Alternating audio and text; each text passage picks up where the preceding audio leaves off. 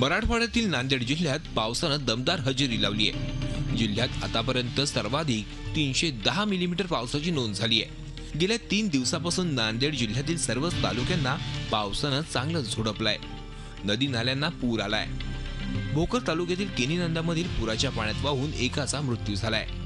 मराठवाडा आणि विदर्भाला विभागणाऱ्या पैनगंगेलाही पूर आलाय।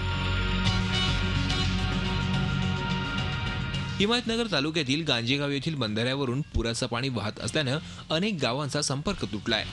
या पूर स्थितीची जाणीव उमरखेड तहसील प्रशासनास करून दिल्यानंतरही बंधाऱ्याचे दरवाजे उघडत नसल्याचा आरोप गांजेवाडी येथील ग्रामस्थांनी केलाय।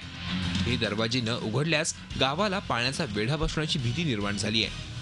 त्याचे गेट 15 सप्टेंबर ते 15 ऑक्टोबर दरम्यान बंद करणे आणि 1 जून ते 7 जूनपर्यंत याचे गेट उघडणे ही प्रशासनाची जबाबदारी आहे।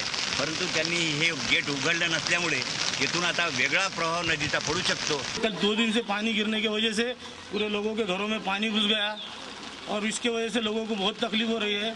अभी निकालना चालू है लोगों का, यहाँ से निकाल के हमारा ऐसा इरादा है कि माननीय कमिश्नर साहब को बात करके साइड नंबर 34 में 2-4 दिनों लोगों का गुजारा करे।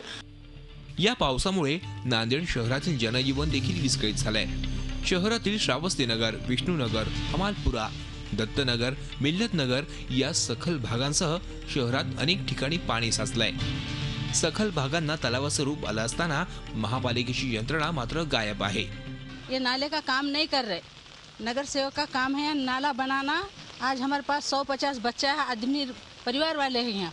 हमको हरदम यहाँ ही तकलीफ है नाले की। 3 दिन से बारिश हो रही है, पानी देखो पूरा घरों में घुस गया। हम कैसा रहेंगे हम यहाँ? 3 वर्षापासून करतायत। येत्या गुरुवारपर्यंत पाऊस सुरू राहील असा अंदाज हवामान खात्यानं वर्तवलाय।